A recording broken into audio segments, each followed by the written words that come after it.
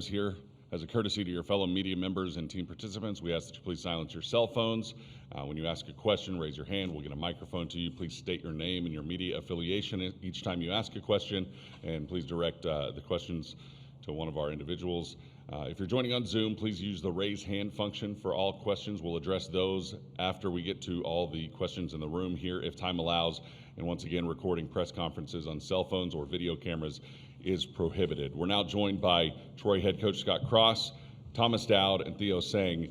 We will have an opening statement from Coach Cross, and then we'll open it up for questions. Yeah, thank y'all for being here. I'd like to thank the good Lord for the opportunity to just have your guts absolutely ripped out. It stinks, but I told our guys in the locker room, like, they're not defined by this basketball game. They played an amazing team. Like, Nebraska is one of the best teams. I've been doing this since 1998. They're really, really freaking good. The way they shoot the basketball, and then the way they defend, like watching it on video, like, you're just like, man, there's no openings as you watch it on video. Obviously, we game planned. We tried to put our guys in a position to be successful. I thought we did do some great things offensively. I did think we got a couple of good looks in the first half. But it's tough. I mean, it's tough. It's fast. They're big. We definitely, the game plan going in was to make it as difficult as possible for Sanford. He's one of the best shooters I've ever played against, as I mentioned in the press conference earlier. I mean, he has a Steph Curry type release. I mean, when he got going, I thought that really changed the game, got the crowd involved. The crowd was very, very good. So it's going to be tough. Whoever they face is going to have their hands full. I would imagine they would have a home court advantage regardless of who they play. But, again, thankful for these guys right here. These two guys are warriors.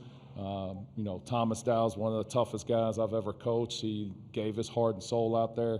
Theo Sang just came back from knee injury, played, injured and played really, really well. And I'm glad that he was able to, at least his last game as a college athlete, be able to play it on the court. It was an honor to play that game against a really, really good basketball game. I wish it could have been different, but that's the way the cards go sometimes. And, again, I know there's probably 290 Division I teams that would do anything to trade places and be in this position right now. So very, very thankful for this opportunity.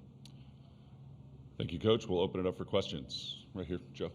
Joe Masato, the Oklahoman. Scott, you mentioned the crowd. I assume that's going to be one of the craziest atmospheres of any game this tournament. How do you think your guys handled that? Yeah, I mean, I thought we did well. When they hit threes, I mean, obviously it just gets really, really loud in there. We've played in tough environments. I mean, San Diego State was a really, really tough environment, but this was very similar. It's a NCAA tournament game. I don't know how many thousands they had there, but there were a lot. And I'm sure it energized their guys and helped them play even more and more aggressive and more confident. But, our fans were as loud too. I mean, it's a long ways. Our fans that were there, they cheered their hearts and souls out for us, and I'm thankful for them making the trip out there to support us. But, yeah, I mean, the Nebraska Cornhuskers, they definitely should have a home court advantage moving forward. We'll go to Sean and then to the middle.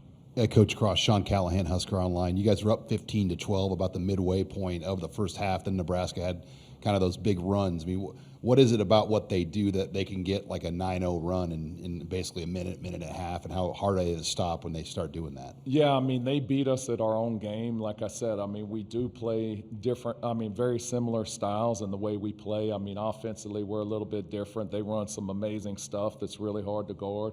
But defensively, we're both super aggressive. We're no middle. We pressure. We attack when the ball goes baseline. They're very, very aggressive, and they turn teams over. I thought, for us, I want to have, 10 more field goal attempts than the opposing team. Well, their size bothered us a little bit. They were able to get some offensive rebounds in the first half, and then they turned us over, and, they only turned the ball over 6 times. We turned it over 17 times. So, in the end, they got 19 more shots than us. Well, it's hard to win a basketball game if the opposing team gets 19 more shots.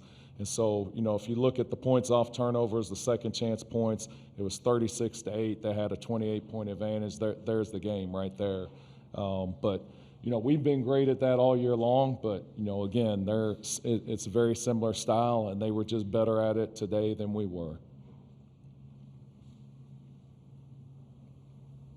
Any other questions for Coach? We have one on Zoom, it looks like. Dan, we will see if we can get him. There we go.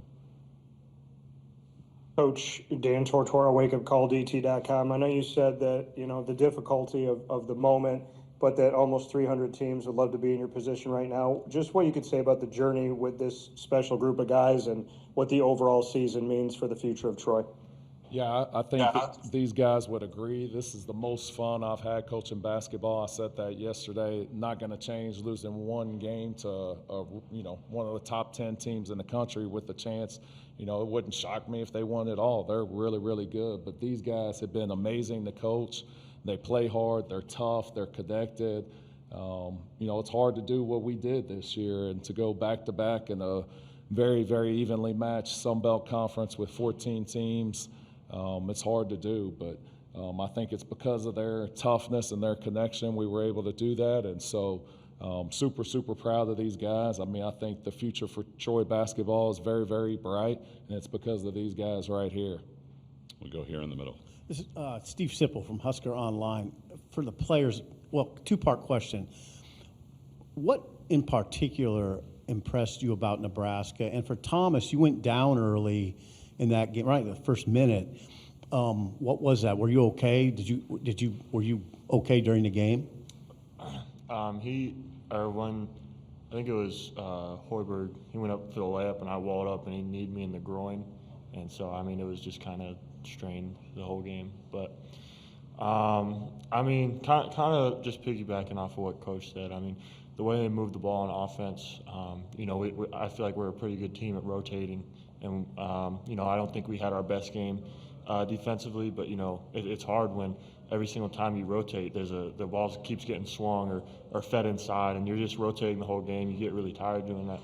And then, their defense, it was hard to create advantages and get into the lanes. Like Coach said, they do a really good job of not letting there be any openings. And then just to add on to that, I feel like the way they stayed composed in the beginning of the game really impressed me. We came out, I think, 3 for 3 from 3, and they stayed poised, kept playing hard defense, and then once they started hitting shots, everyone just kind of was feeding off the crowd and each other's energy from there. Any other questions? All right. Thank you all very much. We appreciate it. Thank you, guys.